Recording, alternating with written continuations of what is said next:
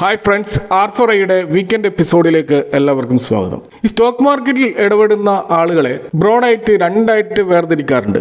ഒന്ന് ഇൻവെസ്റ്റേഴ്സും മറ്റൊന്ന് ട്രേഡേഴ്സും. എന്നാൽ അവിടെയും ഒരേ സമയം തന്നെ ഇൻവെസ്റ്റേഴ്സിൻ്റെ സ്വഭാവവും ട്രേഡേഴ്സിൻ്റെ സ്വഭാവവും കാണിക്കുന്നവരുമുണ്ട്. അപ്പോൾ ഒരു ഇൻവെസ്റ്ററും ട്രേഡറും തമ്മിലുള്ള ഒരു പ്രധാനപ്പെട്ട വ്യത്യാസം ഒന്നാമത്തേത് അവരുടെ മാർക്കറ്റിനോടുള്ള അപ്രോച്ചാണ്. അതായത് ടൈം ഹൊറൈസൺ, അവരുടെ ലക്ഷ്യം എന്താണ്, ഇതൊക്കെയാണ് ഒരു ഇൻവെസ്റ്ററെയും ട്രേഡറെയും വേർതിരിച്ച് നിർത്തുന്നത്. നമ്മുടെ കോമൺ ലൈഫിൽ ചില ഉദാഹരണങ്ങളിലൂടെ വളരെ ഈസി ആയിട്ട് ഇൻവെസ്റ്റർ ആരാണ്, ട്രേഡർ ആരാണെന്ന് മനസ്സിലാവും. അതിന് ഏറ്റവും നല്ല ഉദാഹരണം സ്ഥലക്കച്ചവടമാണ്. ചിലർ ഒരു സ്ഥലം വാങ്ങുന്നത് അവരുടെ മക്കൾക്കൊക്കെ അനുഭവിക്കാനും ഭാവി തലമുറക്ക് അനുഭവിക്കാനും എന്നുള്ള രീതിയിലുള്ള ഒരു ആസ്തിയായിട്ടാണ് വാങ്ങുക. എന്നാൽ ചില പ്രത്യേക സാഹചര്യങ്ങളിൽ പണത്തിൻ്റെ ആവശ്യം വരുമ്പോഴോ അതല്ലെങ്കിൽ സ്ഥലം മാറി പോകേണ്ടി വരികയോ ഒക്കെ ചെയ്യുമ്പോൾ അവരത് വിൽക്കാറുണ്ട്. അപ്പോൾ ഇവിടെ യഥാർത്ഥത്തിൽ ഒരു ഇൻവെസ്റ്റ്മെൻറ്റ് ആക്ടിവിറ്റിയാണ് നടക്കുന്നത്. എന്നാൽ ഒരു സ്ഥലക്കച്ചവടം ചെയ്യുന്ന ഒരു ട്രേഡർ എന്ന് പറയുന്നത് അവരെ സംബന്ധിച്ചിടത്തോളം ഒരു സ്ഥലം വാങ്ങുന്നത് അത് മറിച്ച് വിറ്റ് ലാഭം ഉണ്ടാക്കാൻ വേണ്ടിയിട്ടാണ്. അതിൽ തന്നെ അൾട്രാ ഷോർട്ട് ടേം ആയിട്ട് ലാഭം ഉണ്ടാക്കുന്നവരുണ്ട്. അതായത് ഒരു ബയറെ ഓൾറെഡി കണ്ടെത്തി കഴിഞ്ഞിട്ട് ഈ വിൽപ്പനക്കാരന് ടോക്കൺ അഡ്വാൻസ് കൊടുത്തുകൊണ്ട് അതിലൊരു ഇടനിലക്കാരനായി നിന്നുകൊണ്ട് ഉടൻ തന്നെ മറിച്ച് വിൽക്കുന്ന ആളുകളുമുണ്ട്. അത് ഷോർട്ട് ടേം ഇൻട്രാഡേ ട്രേഡ് പോലത്തെ ഒരു സ്ഥലക്കച്ചവടമാണ്. അപ്പോൾ ഈ ഒരു സിനാരിയോയിൽ നിന്ന് നമുക്ക് എന്താണ് ഒരു ഇൻവെസ്റ്റർ ട്രേഡർ എന്ന് ഈസിയായിട്ട് മനസ്സിലാക്കാൻ പറ്റും. കൂടാതെ ഒരു ഇൻവെസ്റ്റർ അവരുടെ ഒരു പഠന രീതി എന്ന് പറയുന്നത്, അല്ലെങ്കിൽ അവരൊരു സ്റ്റോക്ക് വാങ്ങുമ്പോൾ ആ കമ്പനിയുടെ ബിസിനസ് എന്താണ്, അവരെങ്ങനെയാണ് ലാഭം ഉണ്ടാക്കുന്നത്, അതിൻ്റെ ഭാവി സാധ്യതകൾ എന്തെല്ലാണ്, ഇതൊക്കെയാണ് ഫണ്ടമെൻ്റൽ അനാലിസിലൂടെ പഠിക്കുന്നത്. എന്നാൽ ഒരു ട്രേഡറെ സംബന്ധിച്ചിടത്തോളം അവർ അത്തരം കാര്യങ്ങൾ നോക്കാതെ ആ സ്റ്റോക്കിൻ്റെ പ്രൈസ് എത്രയാണ്, അതിൻ്റെ മൂവ്മെൻറ്റ് എങ്ങനെയാണ്, അതിൻ്റെ ചാർട്ടുകൾ എങ്ങനെയാണ്, അതിൻ്റെ ഇൻഡിക്കേറ്ററുകളൊക്കെ നൽകുന്ന സൂചനകൾ എന്താണ്, അപ്പോൾ ഇത്തരത്തിലുള്ളൊരു ടെക്നിക്കൽ അനാലിസിസ് മാത്രമേ ഒരു ട്രേഡർ ചെയ്യുകയുള്ളൂ. അതുപോലെ ഒരു ഇൻവെസ്റ്ററെ സംബന്ധിച്ചിടത്തോളം കമ്പനിയുടെ വളർച്ച, അതിൻ്റെ ബോണസ്, ഓഹരികൾ, ഡിവിഡൻഡ്, ഇവയിലൂടെ കിട്ടുന്ന ഒരു ക്യാപിറ്റൽ അപ്രിസിയേഷനാണ് അവർ ലക്ഷ്യമിടുന്നത്. എന്നാൽ ഒരു ട്രേഡറെ സംബന്ധിച്ചിടത്തോളം ആ വിലയിലുണ്ടാകുന്ന ചെറിയ ഏറ്റക്കുറച്ചിലുകൾ, അതിൻ്റെ ആ പ്രൈസ് ഫ്ലക്ച്വേഷൻസ് മുതലെടുത്ത് അതിൽ നിന്നും ലാഭം ഉണ്ടാക്കാനാണ് അവർ ശ്രമിക്കുന്നത്. അതുപോലെ ഒരു ഇൻവെസ്റ്ററെ സംബന്ധിച്ചിടത്തോളം ഒരു സ്റ്റോക്കിലുണ്ടാകുന്ന ചെറിയ തോതിലുള്ള ഇടിവൊന്നും അവർ ബാധിക്കുകയില്ല. കാരണം അവരുടെ വ്യൂ ലോങ് ടേം ആണ്. അത് 1 വർഷമാകാം, 5 വർഷമാകാം, 10 വർഷമാകാം. എന്നാൽ ഒരു ട്രേഡറെ സംബന്ധിച്ചിടത്തോളം അവർ വലിയ റിസ്ക് ആണ് എടുക്കുന്നത്. പ്രത്യേകിച്ച് അവരുടെ ടൈം ഹൊറൈസൺ വളരെ ചെറുതാണ്. അത് ചിലപ്പോൾ ഇൻട്രാഡേ ചെയ്യുന്നവരുടെ കേസിൽ മണിക്കൂറുകളാണ്. ഷോർട്ട് ടേം ട്രേഡ് ചെയ്യുന്നവരെ സംബന്ധിച്ചിടത്തോളം ദിവസങ്ങളോ ആഴ്ചകളോ മാത്രമാണ്. അതുപോലെ ഒരു ഇൻവെസ്റ്ററെ സംബന്ധിച്ചിടത്തോളം അയാളുടെ പ്രധാനപ്പെട്ട ആയുധം എന്ന് പറയുന്നത് അയാളുടെ ക്ഷമയും ഒരു സ്റ്റോക്ക് വാങ്ങിച്ച് അത് വളരാൻ അയാൾ കൊടുക്കുന്ന സമയവുമൊക്കെയാണ്. എന്നാൽ ഒരു ട്രേഡറെ സംബന്ധിച്ചിടത്തോളം അയാളുടെ പ്രധാനപ്പെട്ട ആയുധം എന്ന് പറയുന്നത് സ്റ്റോപ്പ് ലോസും കൃത്യമായിട്ടുള്ള ഡിസിപ്ലിനോടുകൂടിയുള്ള ട്രേഡിങ്ങുമാണ്. അപ്പോൾ ഒരു ട്രേഡറെ സംബന്ധിച്ചിടത്തോളം മാർക്കറ്റ് മുകളിലോട്ട് പോയാലും താഴോട്ടേക്ക് പോയാലും ഒരു ട്രേഡർക്ക് ലാഭം ഉണ്ടാക്കാൻ കഴിയും. നമുക്കറിയാം, ഇൻട്രാഡേയിൽ നമുക്ക് ഷോർട്ട് സെല്ല് ചെയ്തുകൊണ്ട് ലാഭം ഉണ്ടാക്കാം. അതുപോലെ ഫ്യൂച്ചർ ആൻഡ് ഓപ്ഷൻസ് മാർക്കറ്റിലും ഇതേപോലെയുള്ള ഷോർട്ട് സെല്ലിംഗ് അവസരമുണ്ട്. എന്നാൽ ഒരു ഇൻവെസ്റ്ററെ സംബന്ധിച്ചിടത്തോളം മാർക്കറ്റ് ഇടിയുമ്പോൾ അദ്ദേഹം അതൊരു അവസരമായിട്ടാണ് കാണുക. കാരണം അദ്ദേഹം വാങ്ങിച്ച സ്റ്റോക്ക് വീണ്ടും താഴോട്ടേക്ക് ഇടിയുമ്പോൾ അത് കൂടുതൽ വാങ്ങിയിട്ട് ആവറേജ് ചെയ്യുകയാണ് ഒരു ലോങ് ടേം ഇൻവെസ്റ്റ് ചെയ്യുക. ഒരു ട്രേഡറെ സംബന്ധിച്ചിടത്തോളം അദ്ദേഹത്തിന് ആ കമ്പനിയോട് പ്രത്യേകിച്ച് ഒരു സ്നേഹമോ പ്രണയമോ ഒന്നും ഉണ്ടാകാറില്ല. കാരണം വില കയറുമ്പോൾ വാങ്ങുക, അതിൻ്റെ ലക്ഷ്യമെത്തുമ്പോൾ വിൽക്കുക, ഇത് മാത്രമാണ് ഒരു ട്രേഡറെ സംബന്ധിച്ചിടത്തോളം ഉള്ളത്. അദ്ദേഹത്തിന് വൈകാരികമായിട്ട് യാതൊരു ബന്ധവും ആ സ്റ്റോക്കുമായിട്ടുണ്ടാവില്ല. എന്നാൽ ഇൻവെസ്റ്ററെ സംബന്ധിച്ചിടത്തോളം ആ കമ്പനിയുടെ ഒരു ഷെയർ ഹോൾഡറാണ് താൻ എന്നുള്ള ഒരു ബോധത്തോടെയാണ് അയാൾ പ്രവർത്തിക്കുക. അപ്പോൾ കമ്പനിയുടെ ഒരു വളർച്ചയിൽ മാത്രമാണ് അയാളുടെ ശ്രദ്ധ. പ്രൈസ് ഫ്ലക്ച്വേഷൻസ് വലിയ തോതിൽ ഒരു ലോങ് ടേം ഇൻവെസ്റ്റർ ശ്രദ്ധിക്കാറില്ല. അതുപോലെ ഒരു ട്രേഡർ അയാളുടെ പണം മാത്രമല്ല ബ്രോക്കേഴ്സിൽ നിന്നും കടം വാങ്ങിയും, അതായത് മാർജിൻ ഫെസിലിറ്റികൾ ഉപയോഗിച്ചും, അതുപോലെ മ്യൂച്വൽ ഫണ്ടുകളും മറ്റ് ബാങ്ക് ഡെപ്പോസിറ്റുകളും പ്ലഡ്ജ് ചെയ്തുമൊക്കെ ട്രേഡിങ്ങിൽ ആ പണം ഉപയോഗിക്കാറുണ്ട്. എന്നാൽ ഇൻവെസ്റ്റർ സാധാരണയായിട്ട് അദ്ദേഹത്തിൻ്റെ കൈവശമുള്ള അടുത്ത കാലത്തൊന്നും ആവശ്യമില്ലാത്ത പണം മാത്രമാണ് സ്റ്റോക്കുകളിൽ നിക്ഷേപിക്കുന്നത്. അതുപോലെ ഒരു ട്രേഡറെ സംബന്ധിച്ചിടത്തോളം അദ്ദേഹം morning to evening fully engaged ആണ്. കാരണം മാർക്കറ്റിൻ്റെ ഓരോ ചെറിയ ചലനങ്ങളും അയാൾക്ക് സ്ട്രെസ് നൽകും. അതേസമയം ഒരു ഇൻവെസ്റ്ററെ സംബന്ധിച്ചിടത്തോളം അയാൾ ഒരു നല്ല കമ്പനി കണ്ടെത്തി അതിൽ പണം നിക്ഷേപിച്ചു കഴിഞ്ഞാൽ പിന്നീട് ചാർട്ടുകളോ മറ്റു കാര്യങ്ങളോ നോക്കുകയില്ല. ക്വാർട്ടർലി ഒരു റിസൾട്ടോ അല്ലെങ്കിൽ അതുമായി ബന്ധപ്പെട്ട് വരുന്ന വാർത്തകളോ മാത്രം ശ്രദ്ധിക്കുകയാണ് ചെയ്യുന്നത്. അപ്പോൾ ഒരു ട്രേഡർക്ക് അല്ലെങ്കിൽ ഇൻവെസ്റ്റർക്ക് ഏറ്റവും പ്രധാനപ്പെട്ട ഒരു സുരക്ഷാ കവചമാണ് സ്റ്റോപ്പ് ലോസ് എന്ന് പറയുന്നത്.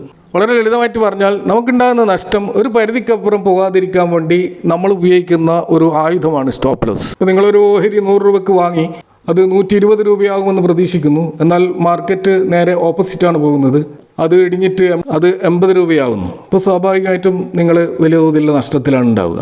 എന്നാൽ അത് 100 രൂപയിൽ നിന്ന് താഴോട്ടേക്ക് പോകുമ്പോൾ നിങ്ങൾ മുമ്പേ ഒരു 95 എന്ന ലെവലിൽ ഒരു സ്റ്റോപ്പ് ലോസ് സെറ്റ് ചെയ്തിരുന്നെങ്കിൽ 80ലേക്ക് പോയി 20 രൂപ നഷ്ടപ്പെടുന്നതിന് പകരം 95-ലെത്തി സ്റ്റോപ്പ് ലോസ് അടിച്ചു കഴിഞ്ഞാൽ വെറും 5 രൂപ മാത്രമാണ് നിങ്ങൾക്ക് അവിടെ നഷ്ടപ്പെടുന്നത്. ഇപ്പോൾ ഒരു ട്രേഡിൽ നിങ്ങൾ എത്ര രൂപ വരെ നഷ്ടം സഹിക്കാൻ തയ്യാറാകുമെന്ന് മുൻകൂട്ടി നമ്മൾ നിശ്ചയിക്കണം.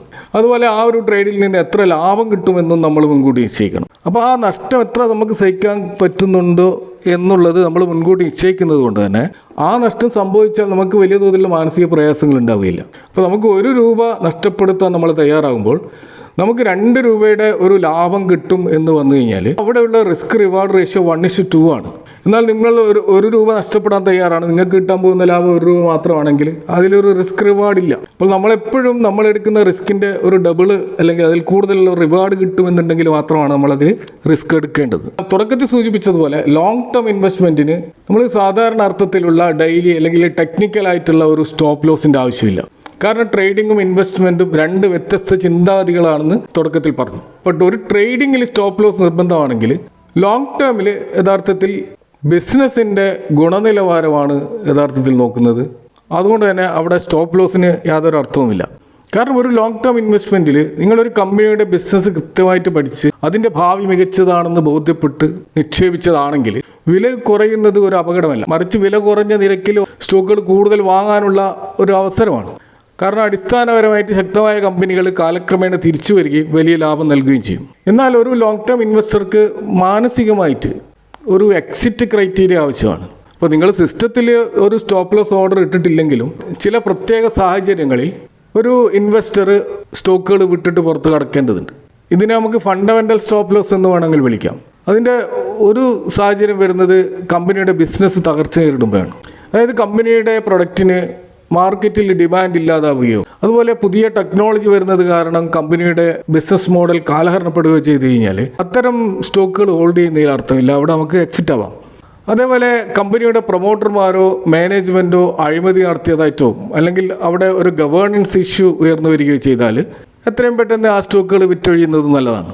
അതുപോലെ ആ കമ്പനിയെ സംബന്ധിച്ചിടത്തോളം അതിൻ്റെ കടബാധ്യതകൾ കൂടി വരികയും അത് ഒടുവിൽ ഒരു ബാങ്ക്രപ്റ്റ് ആയിട്ടുള്ള ഒരു അവസ്ഥയിലേക്ക് പോവുകയും ചെയ്യുന്നുണ്ട് എന്ന് കണ്ടു കഴിഞ്ഞാൽ നമുക്ക് ആ സ്റ്റോക്കിൽ നിന്ന് എക്സിറ്റ് ആവേണ്ടതാണ്.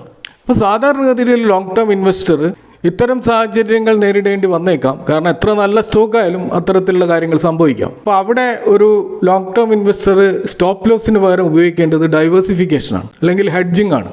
1-2 സ്റ്റോക്കുകളിൽ നിക്ഷേപിക്കാതെ വിവിധ സെക്ടറുകളിലുള്ള സ്റ്റോക്കുകളിലേക്ക് ഡൈവേഴ്സിഫൈ ചെയ്ത് നിക്ഷേപിക്കുകയാണ് വേണ്ടത്. കൂടാതെ ഗോൾഡ് പോലെയുള്ള ഹെഡ്ജിങ് ടൂളുകളും നമുക്ക് ഇൻവെസ്റ്റ് ചെയ്യാൻ വേണ്ടി ഉപയോഗിക്കാവുന്നതാണ്.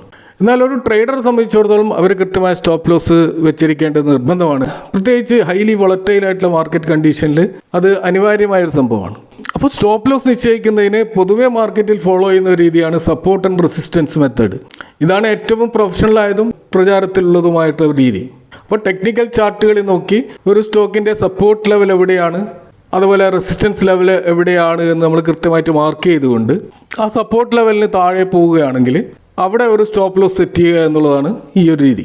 അപ്പോൾ ഈ സപ്പോർട്ട് ആൻഡ് റെസിസ്റ്റൻസ് ലെവലിൽ സ്റ്റോപ്പ് ലോസും റെസിസ്റ്റൻസും ഒക്കെ മാർക്ക് ചെയ്യുമ്പോൾ ഒരൊറ്റ ടൈം ഫ്രെയിം മാത്രം നോക്കുന്നത് വലിയ അബദ്ധമാണ്. അപ്പോൾ അതുകൊണ്ട് തന്നെ ഈ പ്രൊഫഷണൽ ട്രേഡേഴ്സ് ഇതിനായിട്ട് മൾട്ടി ടൈം ഫ്രെയിം അനാലിസിസ് ആണ് നടത്തുക. അതായത് ഒന്നിലധികം ടൈം ഫ്രെയിമുകൾ ഒന്നിച്ചു നോക്കുന്ന രീതി. അതായത് വലിയ ടൈം ഫ്രെയിമിൽ സപ്പോർട്ട് റെസിസ്റ്റൻസ് മാർക്ക് ചെയ്യുകയും ചെറിയ ടൈം ഫ്രെയിമിൽ ട്രേഡിലേക്ക് എൻട്രി എടുക്കുകയും ചെയ്യുന്ന ഒരു രീതിയാണ്. ഉദാഹരണത്തിന് നമുക്കറിയാം മാർക്കറ്റിൽ സ്കാൽപ്പർമാർ എന്ന് പറയുന്ന ആളുകളുണ്ട്. ഇവർ മിനിറ്റുകളോ സെക്കൻഡുകൾക്കുള്ളിലോ ആണ് ട്രേഡ് എടുത്ത് അവസാനിപ്പിക്കുന്നത്. അപ്പോൾ ഇവർ സപ്പോർട്ട് ആൻഡ് റെസിസ്റ്റൻസ് മാർക്ക് ചെയ്യാൻ 15 മിനിറ്റ് അല്ലെങ്കിൽ 30 മിനിറ്റിൻ്റെ ക്യാൻഡിലുകളാണ് ഉപയോഗിക്കുക. അപ്പോൾ ഇതിലൂടെ ഇവർ ശക്തമായ സപ്പോർട്ട് റെസിസ്റ്റൻസ് എവിടെയാണെന്ന് ആദ്യം മനസ്സിലാക്കും. എന്നാൽ ട്രേഡ് എൻട്രി എടുക്കാനും സ്റ്റോപ്പ് ലോസിനും 1 മിനിറ്റ് അല്ലെങ്കിൽ 3 മിനിറ്റ്സിൻ്റെ ക്യാൻഡിലുകളാണ് ഉപയോഗിക്കുക. അതായത് 15 മിനിറ്റ് ചാർട്ടിൽ ഒരു ശക്തമായ സപ്പോർട്ട് ലൈൻ വരയ്ക്കുക.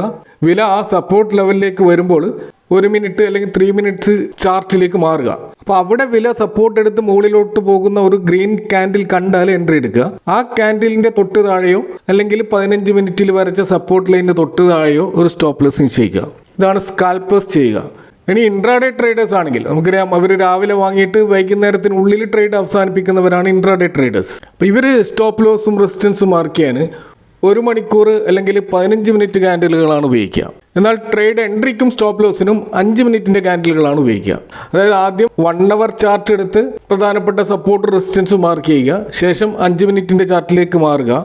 വില നിങ്ങൾ മാർക്ക് ചെയ്ത സപ്പോർട്ടിൽ നിന്ന് മുകളിലേക്ക് ബ്രേക്ക് ഔട്ട് ചെയ്യുമ്പോൾ അല്ലെങ്കിൽ റിവേഴ്സ് കാണിക്കുമ്പോഴോ എൻട്രി എടുക്കുക. ആ 5 മിനിറ്റ് ക്യാൻഡിലിന്റെ ലോ വിലയ്ക്ക് താഴെ അല്ലെങ്കിൽ നിങ്ങൾ വരച്ച സപ്പോർട്ട് ലൈന് അല്പം താഴെയോ സ്റ്റോപ്പ് ലോസ് വെക്കുക. മറ്റൊരു പ്രധാനപ്പെട്ട ട്രേഡേഴ്സ് ആണ് ഒരു പക്ഷേ ഏറ്റവും അധികം ആളുകൾ ഈ ഒരു റേഞ്ചിലാണ് ഉണ്ടാവുക, സ്വിംഗ് ട്രേഡേഴ്സ്. അതായത് ഒരു ട്രേഡ് എടുത്ത ശേഷം അത് ദിവസങ്ങളോളമോ അല്ലെങ്കിൽ ആഴ്ചകളോളമോ കൈവശം വെക്കുന്നവരാണ് സ്വിംഗ് ട്രേഡേഴ്സ്. അപ്പോൾ swing traders support resistance mark ചെയ്യുമ്പോൾ വീക്കിലി ചാർട്ടോ അല്ലെങ്കിൽ ഡെയിലി ചാർട്ടോ ഉപയോഗിച്ചാണ് ക്യാൻഡിലുകൾ മനസ്സിലാക്കേണ്ടത്. എന്നാൽ എൻട്രി എടുക്കുമ്പോൾ 4 അവേഴ്സിൻ്റെയോ അല്ലെങ്കിൽ 1 അവറിൻ്റെയോ ക്യാൻഡിലുകളാണ് ഉപയോഗിക്കേണ്ടത്. അപ്പോൾ ഡെയിലി ചാർട്ടിൽ മേജർ സപ്പോർട്ട് എവിടെയാണെന്ന് നോക്കി ആദ്യം ലൈൻ വരയ്ക്കുക. വില ആ സപ്പോർട്ട് ലെവൽ എത്തുമ്പോൾ 1 അവർ ചാർട്ടിലേക്ക് മാറുക അല്ലെങ്കിൽ 4 അവർ ചാർട്ടിലേക്ക് മാറുക. അപ്പോൾ അവിടെ ഒരു ബുള്ളിഷ് ക്യാൻഡിൽ ഫോം ചെയ്യുന്നുണ്ടോ എന്ന് നോക്കുക. ഇപ്പോൾ ഹാമറോ അല്ലെങ്കിൽ ബുള്ളിഷ് എൻഗൾഫിംഗ് ക്യാൻഡിലുകളോ വരുന്നുണ്ടോ എന്ന് നോക്കുക. അവിടെ കൺഫർമേഷൻ കിട്ടിയാൽ എൻട്രി എടുക്കുക. അതുപോലെ തന്നെ ഈ ഡെയിലി ചാർട്ടിലെ സപ്പോർട്ട് ലെവലിന് താഴെ വേണം സ്വിംഗ് ട്രേഡിൻ്റെ സ്റ്റോപ്പ് ലോസ് വരാൻ. കാരണം മാർക്കറ്റിലെ ചെറിയ ഡെയിലി ആയിട്ടുള്ള ഇടിവുകളിൽ നമ്മുടെ സ്റ്റോപ്പ് ലോസ് ഹിറ്റ് ചെയ്യാൻ പാടില്ല. അതുകൊണ്ട് തന്നെ എപ്പോഴും താഴോട്ടേക്ക് വെക്കാൻ ശ്രദ്ധിക്കേണ്ടതുണ്ട്. മറ്റൊരു രീതിയുള്ളത് നിങ്ങളുടെ കൈവശമുള്ള ആകെ ക്യാപിറ്റൽ എത്രയാണെന്ന് നോക്കി നഷ്ടം മുൻകൂട്ടി നിശ്ചയിക്കുന്ന ഒരു രീതിയാണിത്. ഇതിനെ 1% റൂൾ എന്ന് പറയാറുണ്ട്. ഉദാഹരണത്തിന് നിങ്ങൾ അക്കൗണ്ടിൽ 1 ലക്ഷം രൂപ ഉണ്ടെങ്കിൽ ഒരു ട്രേഡിൽ നിങ്ങൾക്ക് സഹിക്കാൻ പറ്റാവുന്ന പരമാവധി നഷ്ടം 1000 രൂപയാണ്. അപ്പോൾ ആ സ്റ്റോപ്പ് ലോസ് ഹിറ്റ് ചെയ്ത് കഴിഞ്ഞാൽ തൻ്റെ കയ്യിൽ നിന്ന് 1000 രൂപ മാത്രമേ നഷ്ടപ്പെടൂ എന്ന മുൻകൂട്ടി ധാരണയോടെ ചെയ്യുന്ന ഒരു ട്രേഡാണത്. അതുപോലെ ഈ സ്റ്റോപ്പ് ലോസ് വെക്കുമ്പോൾ സാധാരണ സംഭവിക്കുന്ന ചില തെറ്റുകൾ, സ്റ്റോപ്പ് ലോസ് മനസ്സിൽ മാത്രം വിചാരിച്ചാൽ വിജയിക്കണമെന്നില്ല. കാരണം നമ്മൾ വില 90 ആകുമ്പോൾ ഞാൻ വിറ്റോളാം എന്ന് മനസ്സിൽ വിചാരിക്കും. പക്ഷേ വില പെട്ടെന്ന് ഇടിയുമ്പോൾ വിൽക്കാൻ നമ്മുടെ മനസ്സ് അനുവദിക്കില്ല. അപ്പോൾ അതുകൊണ്ട് സിസ്റ്റത്തിൽ സ്റ്റോപ്പ് ലോസ് ഓർഡർ പ്ലേസ് ചെയ്തുകൊണ്ട് തന്നെ നിൽക്കണം എന്നാണ് പൊതുവെ പറയാനുള്ളത്. മറ്റൊരു കാര്യം ആണ് വില താഴോട്ടേക്ക് വരുമ്പോൾ ഭയം കാരണം സ്റ്റോപ്പ് ലോസ് വീണ്ടും താഴോട്ടേക്ക് മാറ്റിവെക്കുന്ന ശീലം പലർക്കുമുണ്ട്.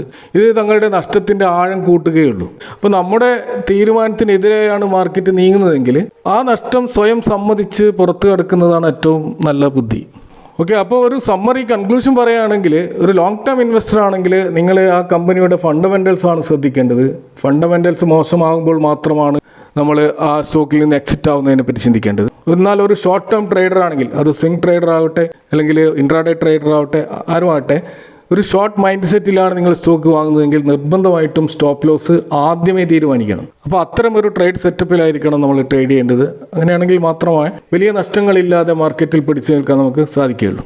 അപ്പോൾ ഈ സ്റ്റോപ്പ് ലോസ് എന്ന് പറയുന്നത് സ്റ്റോക്ക് മാർക്കറ്റിനെ സംബന്ധിച്ചിടത്തോളം വളരെ വാസ്റ്റ് ആയിട്ടുള്ള ഒരു സബ്ജക്റ്റാണ്. പല രീതിയിലുള്ള സ്റ്റോപ്പ് ലോസ് സ്ട്രാറ്റജികളുണ്ട്. ഇൻഡിക്കേറ്ററുകൾ ഉപയോഗിച്ചുകൊണ്ടും അല്ലാതെയുമുള്ള ആയിരക്കണക്കിന് സ്ട്രാറ്റജികൾ അവൈലബിൾ ആണ്. ഇവിടെ സ്റ്റോപ്പ് ലോസുമായി ബന്ധപ്പെട്ടിട്ടുള്ള ഒരു ഇൻട്രഡക്ഷൻ മാത്രമാണ് നിങ്ങളോട് സംസാരിച്ചത്. ഈ വിഷയങ്ങളുമായി ബന്ധപ്പെട്ട നിങ്ങളുടെ അഭിപ്രായങ്ങളും കമൻറ്റുകളും അറിയിക്കാം. Thank for watching. See you next time with another video.